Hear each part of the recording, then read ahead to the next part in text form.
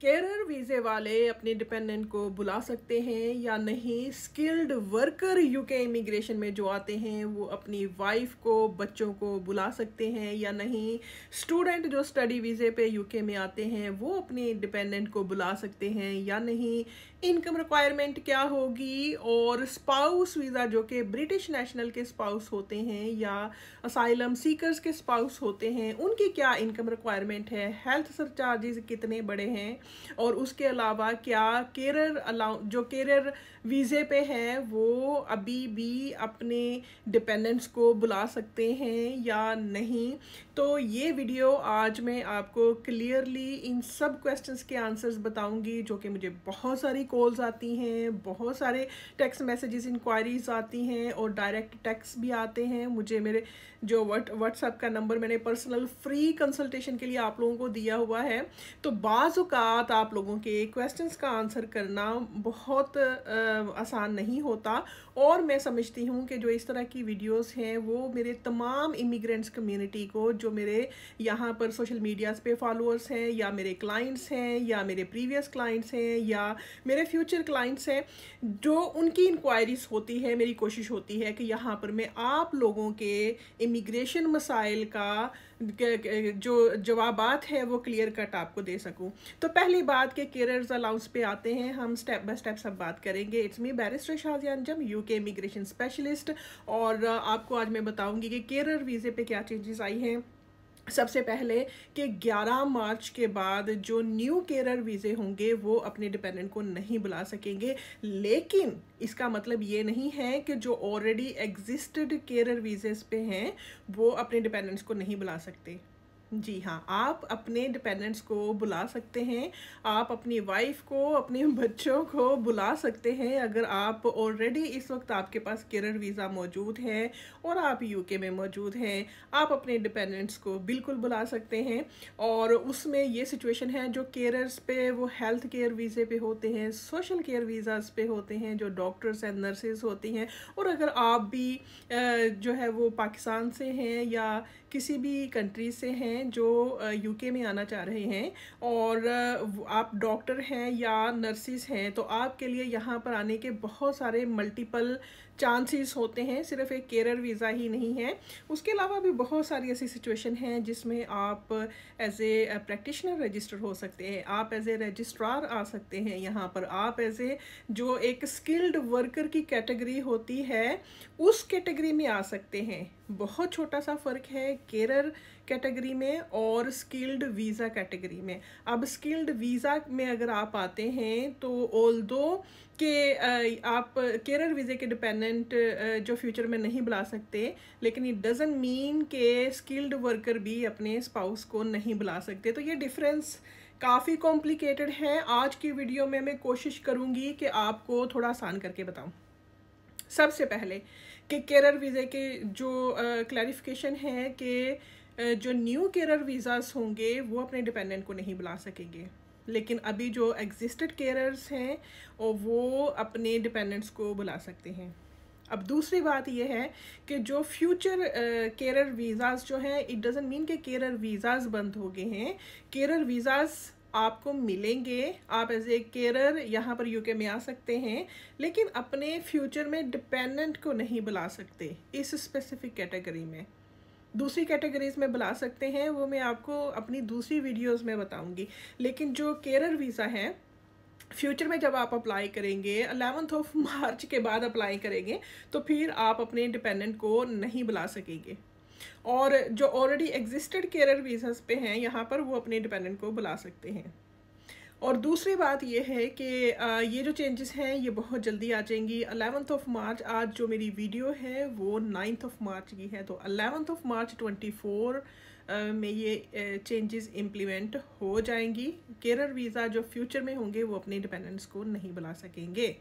अब जो लोग ऑलरेडी यहाँ पर केरर वीज़ास पे हैं, जिनके केरर वीज़ास जो हैं वो उनकी कंपनीज बंद हो गई हैं, उनके लाइसेंसेस रिवोक हो गए हैं, आपको 60 डे का नोटिस मिल गया है, आपको फ़ौरन अपनी किसी और कैटेगरी में स्विच कर लेना चाहिए।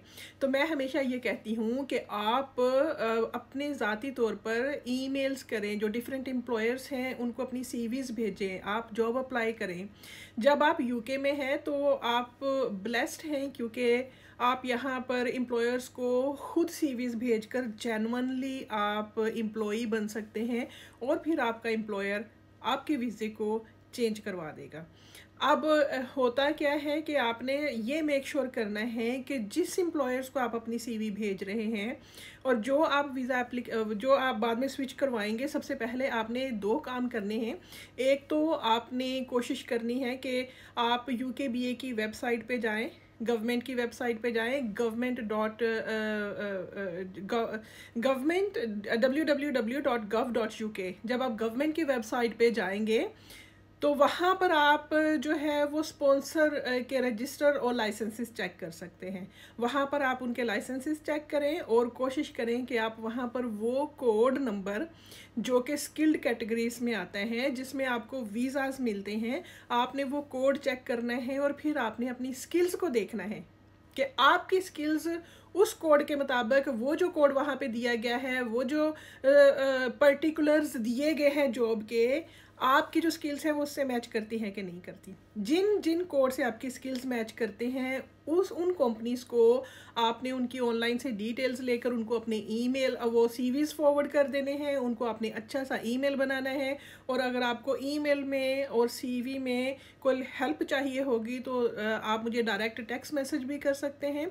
आई have left my personal contact number for you people to guide you, to help you to apply genuinely for your work permit in the United Kingdom. क्योंकि बहुत सारे ऐसे लोग होते हैं जो ट्रैप हो जाते हैं। लोग आजकल बहुत सारे लोगों ने जो वर्क परमिट है वो सेल किए हैं, जो कि लोगों ने मुझे बताया है और बहुत सारे हमारे अदर प्रोफेशनल्स को भी बताया है। और उनको प्रॉब्लम ये आती है कि यहाँ पर आकर उनको राइट टू वर्क नहीं, वो उनको वर्क नहीं अलाउड होता, उनको आवर्स नहीं मिलते, उनको काम नहीं मिलता, उनको पैसे नहीं मिलते, या उनके लाइसेंसेस कैंसिल हो जाते हैं। तो ऐसी सूरत हाल में आपने जेन्युइनली अपना एम्प्लॉयर ढूंढना है ताकि आप अपने वीज़ाज को स्विच कर सकें। तो दूसरा स्टेप फिर आता है वीज़े को स्विच करने का। जब आपने अपना एम्प्लॉयर चेंज किया तो फिर आपको अपना वीज़ा भी नया अप्लाई करना पड़ेगा यूके वेबसाइट पे जाकर, यूकेबीए की वेबसाइट पे जाके आप अपना वीज़ा भी अप्लाई करेंगे और फिर आपकी नई कैटेगरी आपको इशू कर दी जाएगी, जो कि आपका जेन्युइन वीज़ा होगा और आपकी नेशनैलिटी आफ्टर 4 ईयर्स 5 ईयर्स जितना भी आपका वर्क परमिट आपको अलाउड है उसके बाद आप नेशनल हो जाएंगे। और कोई उसमें खुदा ना खास्ता कुछ फ्रॉड या कोई उसमें डिसेप्शन या कुछ ऐसे आपको फियर्स नहीं होते, ऐसा कोई ख़तरा नहीं होता। अब दूसरी बात ये कि ये तो हो गया क्लियर कि एक तो जो ऑलरेडी यूके में है आप अपने डिपेंडेंट्स को बुला सकते हैं एज लॉन्ग एज के आपका जो 3 ईयर्स 4 ईयर्स का वीज़ा रहता है अभी, आप अपने डिपेंडेंट को बुला सकते हैं। अब दूसरी बात ये कि स्किल्ड वर्कर वीज़ा, अब skilled worker visa different category में आता है, उसकी डिफरेंट जॉब स्पेसिफिकेशंस होती हैं।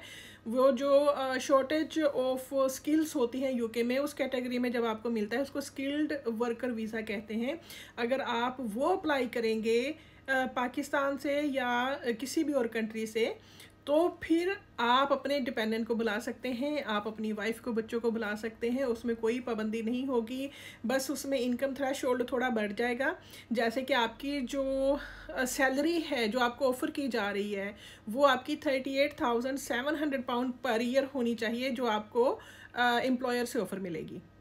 तो इतनी सैलरी होगी तो फिर आप अपने डिपेंडेंट को यहाँ पर बुला सकते हैं और आप अपना वीज़ा भी स्किल्ड वर्कर के तौर पर अप्लाई कर सकते हैं। तो ये था स्किल्ड वर्कर की कैटेगरी। पहले हमने बात की केरर वीज़ा, ये दूसरी जो कैटेगरी की हमने बात की वो स्किल्ड वर्कर वीज़ा। अब स्किल्ड वर्कर में स्किल्ड बहुत सारी स्किल्स आ जाती हैं, उसमें फार्मास्यूटिकल कंपनीज़ की जॉब्स हैं, उसमें टीचिंग की जॉब्स हैं, उसमें बुचर्स जिसे बोलते हैं, कसाई बोलते हैं, उनकी जॉब्स होती हैं, restaurants managers, CEO, banking, financial management, और उसके अलावा लॉयर्स, डॉक्टर्स, इंजीनियर, जो भी स्किल्स हैं आपके पास उससे रेलिवेंट आपको स्किल्ड वर्कर वीज़ा की जॉब भी मिलती है, अपने डिपेंडेंट को भी बुला सकते हैं, बशर्ते कि आपको जो सैलरी ऑफर हो रही है वो 38,700 पाउंड। सो कोई भी इशू आपका हो, आपने डायरेक्ट मुझे टेक्स्ट मैसेज करना है, कॉल नहीं